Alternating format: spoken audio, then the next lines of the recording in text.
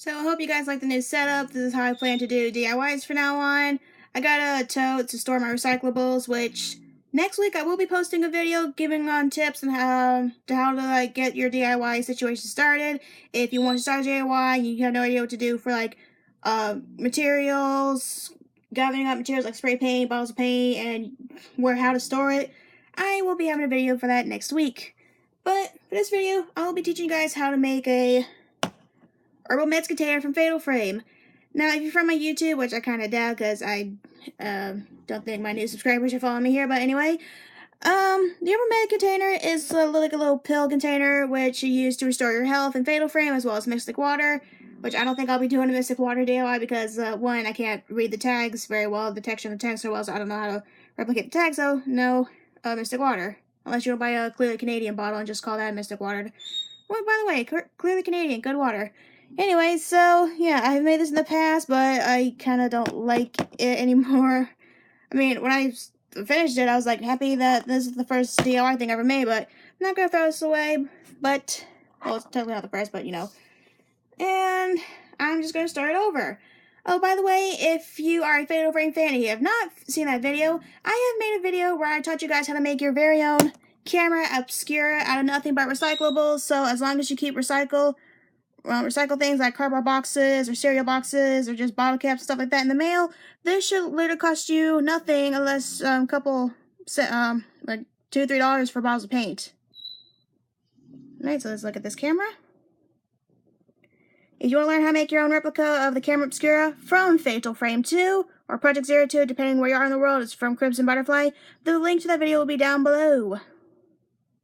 Okay, so what we're going to need for this herbal meds container is going to be 2 cylinder containers. So let me show you the tags so you know which ones we're going to need.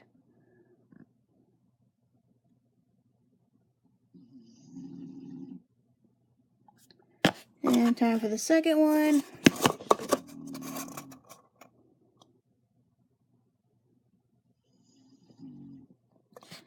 Now, I tried to find one the same size as this one, but they were out. I chose a bad day to go to Hobby Lobby.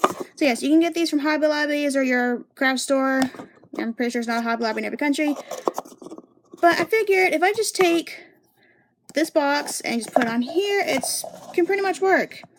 Or if you just want to be lazy and not put that much effort into it, you can just buy a bamboo container, like a bamboo cylinder container, but those seem kind of expensive and they're not exactly the same height and shape as the herbal meds container.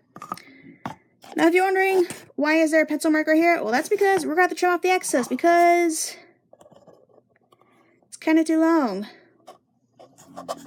So I'm just going to trim off a little of the top, which I'm not going to cut exactly on this line, but anyways, just before I get ahead of myself. So just keep the lid on the box on, take your pencil, and just draw the line. And you're going to have to want to rotate the lid and just, go over this several times because the lid has some ups and downs to it. So, while you draw your line on, I'm going to do this off camera. Just cut off the excess, but do not cut exactly on this line. Cut next to the line. Which I'm going to have to do this off camera because it's kind of hard to do this. But anyway, just cut right next to the line, not on the line, next to it. Because if you cut on the line, it's going to be too short. Okay, so here's what it looks like when you cut off the unneeded excess. So that looks about right. Probably should cut a little less off, but it's very close to look like the herbal meds container. We just need to paint it. And I would recommend holding on to these. I know we didn't buy this craft just for the lids. Or, yeah, we bought them just for the boxes and not the actual lid. So I would recommend holding on to these because these could be used for something like this. You can use this I know it's not fully intact, but this could still be closed and to make a smaller circle, and you can use it like a ring for a camera lens. So it's a good idea to hold on to some scraps, and you can store it.